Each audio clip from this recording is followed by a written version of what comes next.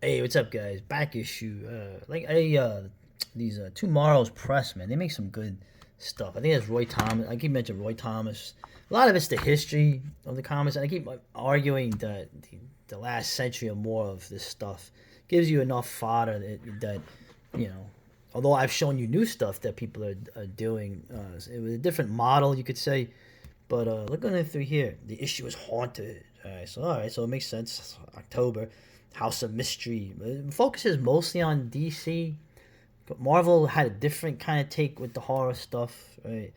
You can argue that the horror anthologies was more DC's thing of the two. And I saw this haunted tank. What? And I'm like, why is the haunted tank in here? Haunted tank. I mean, other than Jeb Stewart's ghost being a narrator and sometimes warning them cryptically, and occasionally doing something, it's really more. They're more like like war adventure stories or something. Why is the haunted tank there? Well, you can guess why. So let's go through nice little expose of the DC's House of Mystery. The comics mystery. Why is it called mystery? Right. The idea was there was a prohibition because of the comics code.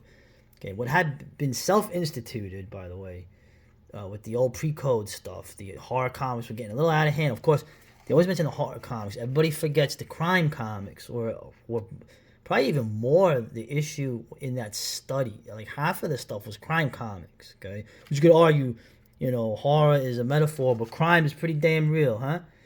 So they had done this sort of self-instituted thing. One of the things of the code was you couldn't say horror, so they just called the comics mystery comics.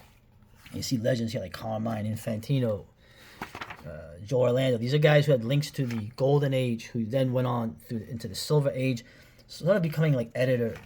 And one of the things I liked about this article was it emphasized how these horror anthologies, right? Remember Kane, right? And his goofy brother Abel is always picking on him as the host. That it was the anthologies, particularly the horror stuff, right? Was a great place for new talent to develop. So apparently there was an artist, a young 19-year-old named Bernie Wrightstead. Who is Bernie Wrightstead? He impressed them with a sampler at a convention, right? Carmen Infantino, and of course Dick Giordano. Everyone forgets Dick was an artist, and I'm gonna get to that. Why I mentioned that. They wanted to give him a series, but they said, you know what? Maybe it's a little rough putting you on a regular series. Let's start you off with an anthology. So the horror anthologies, and there's Bernie's artwork. Look at that, man. It's great stuff. You can see his style there. Um, it was a great place for new talent. Okay, and you also see like other things I had mentioned with horror that everyone caught on to. Probably at the same time DC did that. You could also have foreign artists who would work for cheaper, who are actually pretty good. But I'll get to that. Um, unfortunately, Len Wein. I'm not sure how to pronounce his name. He was all started out as an artist, but that didn't work out. But of course, he became a huge writer and creator later. Um, but it was just interesting how they mentioned that it was a great place for new talent to show its stuff. There was humor here, right? You actually have little meta storytelling here with Gil Kane, right? You've had a long night, Gil Kane. 10 hours of weary work. The very sound of putting your pencil down causes you to jump, huh? You think you've earned your rest, Mr. Kane, but you're right. You've earned your final rest, because this is page 13. And eventually, that's Gil Kane. You know, Wally Wood, interesting. So, they're going through the history of it. You see the influence of these novels. My mother used to read these novels. My grandmother used to read these little novels. There's always a cover. As a kid, I always remember them. Why are there all these covers?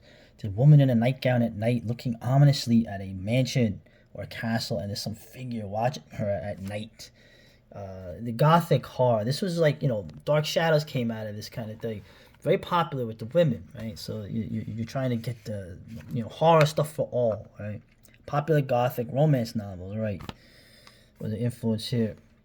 And also, it's cool how they mention interesting things. How one of their biggest selling, the one that introduced Swamp Thing, of course, was House of Secrets. It actually beat. It was like their biggest selling book of the month. And also, the side thing, interesting thing here, like they were gonna do a shift right from 32 pages to 48, but it was gonna be a 10 cents more, right? It was meant to be an industry wide shift, but Marvel backed out. DC did it, and they were locked into the package, and the effect on sales was brutal. Makes you wonder if Stan Lee was trying to like check them or something, or interesting. Marvel backed out. But the hard stuff weathered the storm, and one of the reasons was right. Obviously, if you have new budding talent, you don't have to pay them as much, okay, which is fair, right?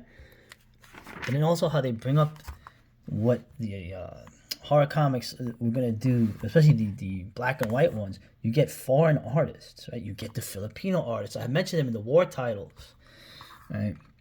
And all interesting. I mean, this is listen. A lot of this stuff. There's a lot of the industry stuff behind the scenes back then is a lot more interesting. You can argue even the final product. I mean, they're great. Like that's Jim Aparo's early stuff, right? Jim Aparo, remember?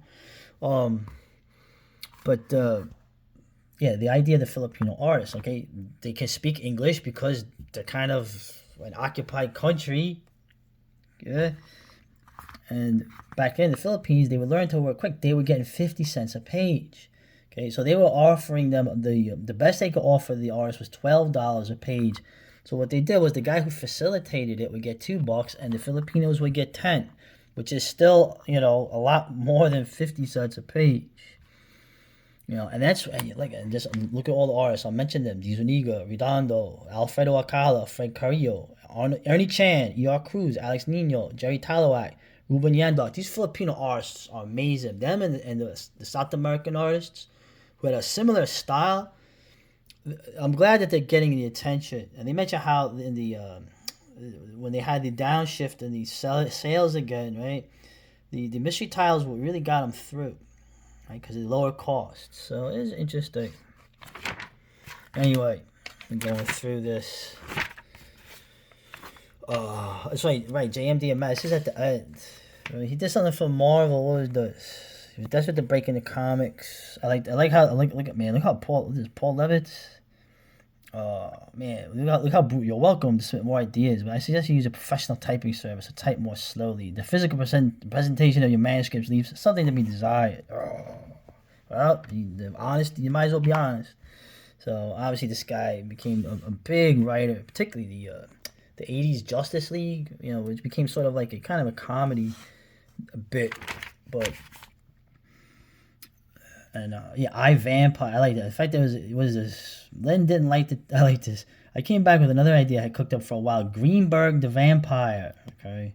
Len didn't think the tale. Len Wein didn't think the tale of a Woody Allenish New York vampire fit the bill. I later sold the idea to Marvel.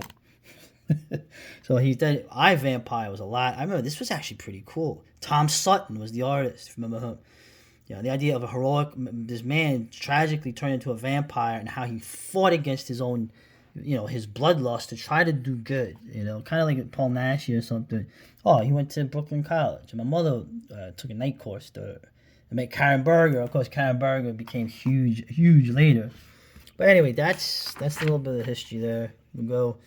Of course, by the early 80s, mid 80s, this stuff was gone. It's like the war titles lasted till like a little bit of the later 80s. Everybody was all about the superheroes. And interesting, I didn't know that DC actually tried their hand at comics literally in that gothic vein I had talked about. And of course, you think of the old gothic novels like Anne Radcliffe. But yeah, there was tons of books. I think Harlequin did the whole thing, Forbidden Tales of Dark Mansion. You can see that they're sort of more of they're trying to appeal to women, which is fine, So I'm not even going to bring up CG, man. What a joke that was, huh? Alright, so we'll get to the big dog here. Being at war with our past. I'm not even gonna say nothing off the bat. You know me. Our past, and the whole issue is who is us, right? Isn't it? That should be the question we keep asking. Like Charles I kept saying, by whose authority are you trying me, Mr. Cromwell? I would be like, who is our? Who are we? Well, we are Americans. What the hell? What does that mean? What does that mean? You see this whole thing, and then I'm just like I said, this is the author, right? Okay, whatever. I'm not gonna say anything about physiognomy or anything. I'm not gonna say anything about that. And I mean, listen, the haunted tank is offensive. I will admit the haunted tank, and there's the patchwork tank, which they should have stayed with. Okay, because and I'll tell you why. The reason why I was offended. I'm offended that they have this little M3 Stewart and then later an M4 Sherman taking out tigers and panthers with ease. Okay, that is very offensive to me. Okay, so but this guy gets the wrong idea of what's offensive. Now, what's the whole idea of it, right? The tank was guarded by Jeb Stuart's ghostly spirit. He was more of a narrator, created by Robert Kanigher, right? Robert Kanigher, his family would not go to your church, but and he created the character, the comic. So now, in terms of trying to argue, there's no point arguing with people. It's better to just insult them, mock them, right? I will say my physiognomy. I have the physiognomy. I have the phrenology, apparently, of a criminal. So maybe I'm bitter about that, perhaps. So, they keep mentioning the complexities. He brings up all the time the idea of, like, because leftists are really patriotic people and they really don't like treason. The idea that these men are traitors, right? They keep calling them traitors, right? Because they fought against the United States of America, okay? It's all semantics, right? What country were they? They were a totally separate country, weren't they, down there in the South, okay? Also, the fact that, you could be enemies of America depending on who you were is okay to certain people, right? Like if you're Indians, okay, who I support, by the way, but it's complicated by the fact that the Confederate States of America were enemies of war with the United States of America. Of course, everyone knows that the military culture, okay, the bottom line was the Southerners were better soldiers, okay, far better soldiers. They had better commanders, better leaders, okay, they weren't perfect, but they had, they sort of survived, okay, when there was a reconciliation, when all these statues were made, by the way, okay, you still have the statues up north for the other side. It was done in a spirit of reconciliation to try to bring the country back to go into the 20th century. You see how good that worked out, right? On all levels. Okay, but the whole idea is that the other thing that's brought up is that the cause they fought for was reprehensible. And it's like, okay, so I'll throw this, like, which is funny because the cause you fight for is reprehensible. It's a very Christian thing, isn't it? It's a very Protestant Christian thing. Okay. I said, which the guy is he's a Methodist, so it makes sense, right? Those guys that pick his charge, man, when they were getting shot, they were like, yeah, man, you know what? I'm dying, but I know my life was worth dying if I know that they could whip and beat some slave somewhere, that's why I'm dying, really. Whatever. And then I know they had done this. I knew it by the 1990. Marafino, come on, what kind of paisan are you?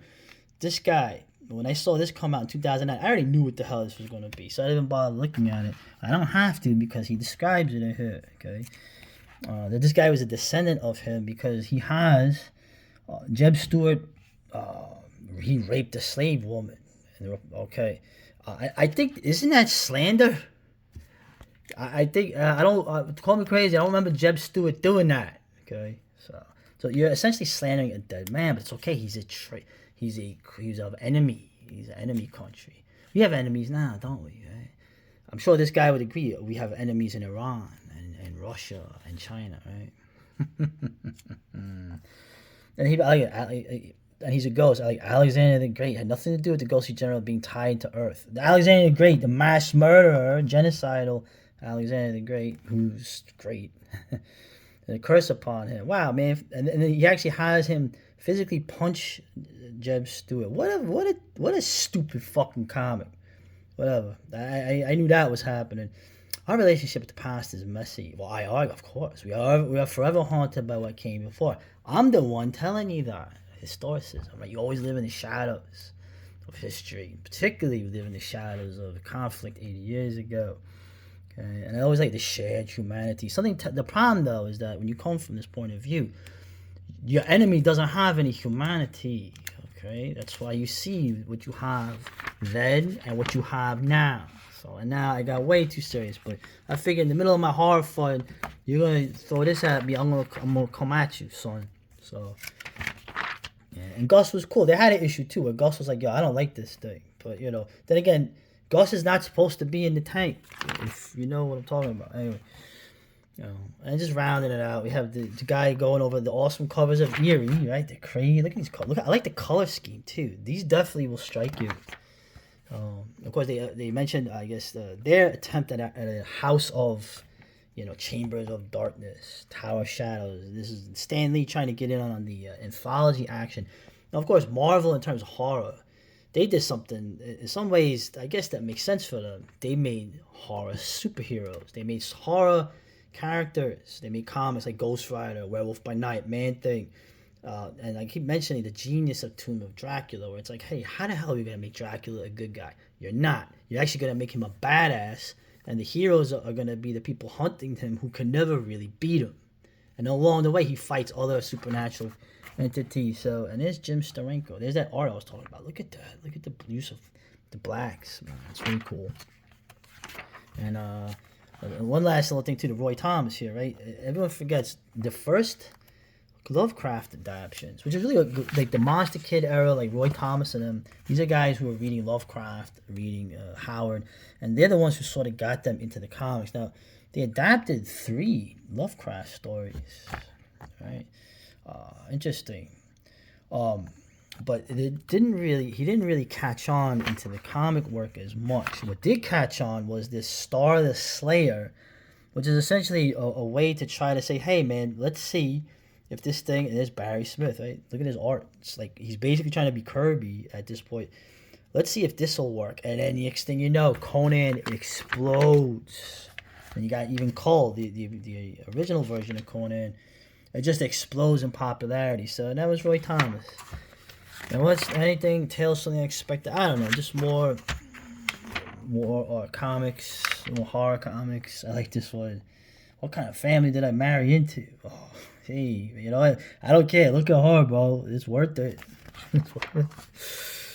All right, I'll round this out. So now I guess I could put more time on. So now I'm really gonna have no one watching these. That's cool. Look, you get to see this guy do horror. Right. House of Mystery at the end, when House of Mystery was sort of, it lasted into the 80s, right? Because you had this chick, Elvira. This chick. Oh, come on, yes. That's Brian Boland, bro. That's Brian Boland drew that. That's what I'm saying. That's where your talent was coming through. Now, of course, in a lot of ways, I find what's her name? She's a very prescient figure, isn't she, Elvira? Very prescient, essentially. She's essentially like a drag queen. She's like very snarky, and undermining things. But back then, in the good old days when Halloween had lots of beer commercials, she was something definitely nice to look at. So, yeah. Hey man, hey Mike Barr, remember him? He was pretty cool. And Mike Barron, this dude, he's a guy. Now this is a dude. This guy was a great writer back then, very underrated. Okay, but he was, and he was funny. Like a lot of the guys I remember, like Bill Willingham, they were 80s liberals. Okay, and now they're considered, they're considered MAGA maniacs. Very interesting. Very interesting. Dave Stevens, like that's what I'm saying. So you see the guys who got really, the artists who got really big later, were starting out on these mystery comics. So, and that's it. And House two, I don't think I like the House movies. They're not scary enough. And this is scary, 18 minutes. But hey, man, as you can see, I could put more stuff down. I could put more time on. So enjoy the mini documentaries. Oh Jesus.